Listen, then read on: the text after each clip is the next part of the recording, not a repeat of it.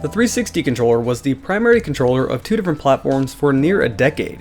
The first being obviously the Xbox 360 and the second being PC, thanks to the controller being one of the first using USB and Microsoft having native support on Windows. This started basically every game supporting a 360 controller natively, and that branched out to other controllers. So even though we do have choice over what controller we want to use on PC, most people do use Xbox controllers as default. When the Xbox One was first getting introduced, I didn't really have much interest in the console, but the moment I saw the controller, I had one thought. I saw that it was more or less the same thing as the 360 controller, and I went, awesome! I can have a new controller with slight improvements for my PC. And for the most part, that was true. But not entirely. The Xbox One controller did have much less mushy buttons, a much better D-pad, more solid plastic that didn't feel quite as brittle, and it was black, meaning that grime that built up on the 360's white controllers at least weren't visible, which is nice. There were a lot of other changes like the shoulder buttons and the triggers, but I feel like those changes weren't big enough to really point out. The biggest difference, however, is the most detrimental to me. This difference is the analog sticks. This is something that has driven me insane since the launch of the Xbox One, and I simply have never been able to get used to it. You might be asking, well, what's wrong? They seem like the same, right? But that's not true at all. The Xbox One's analog sticks have 25% less resistance, meaning they're easier to push. The dead zones are also different, and in general the controller just feels more sensitive. I cannot get used to this.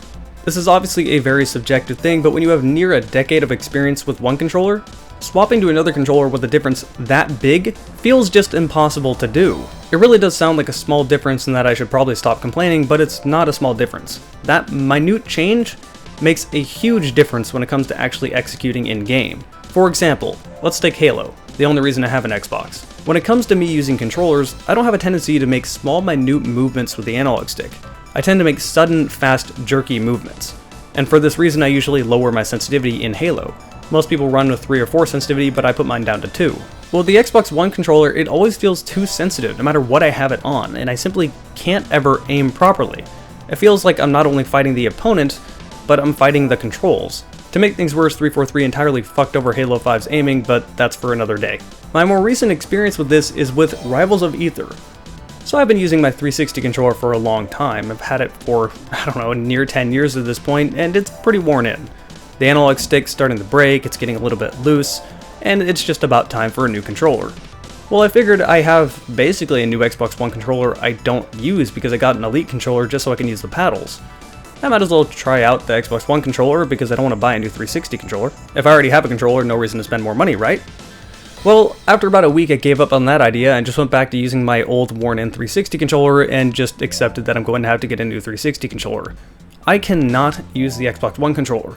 Simple movements like doing a down special instead of a fireball make me end up doing a fireball or even an up special at times. I spent so much time within the game messing with dead zones because Rivals of Aether gives you full control over the controls, and I simply couldn't find anything that feels natural to me. I should point out that I do have an Elite controller, and this is the controller I use for Halo 5. I really want to like this controller because it's amazingly well made, really comfortable, I like the paddles on back, I like being able to make the triggers shorter, and there's just so many options. But being able to change your dead zones only helps so much because it has the same problem with the analog sticks. They're way too easy to push and way too sensitive. It does feel slightly better than the original Xbox One controller now that I can change my dead zones around, but again, it still just feels wrong and off compared to the Xbox 360 controller. I can't use the Xbox One controller to save my life. And even though it has many improvements, this minute change has led me to absolutely hate this controller and say the 360 controller is hands down the better controller. Hell, at this point I'd even take the DualShock controller, and I hate that thing. Cramps up my hands and the D-pad and the analog stick are in the wrong place. Sony swapped those things around, this drives me insane. But as far as the 360 versus Xbox One controller, I don't really know why they decided to make this change. Was it really needed? Did anyone really complain about the 360's analog sticks? As far as I saw, everyone was saying the thing was damn near perfect aside from the D-pad. Why change something that minor? Why was this change really needed? I don't really know, but as a result, I'm going to be sticking to my 360 controller. Hey, thanks for checking out this video.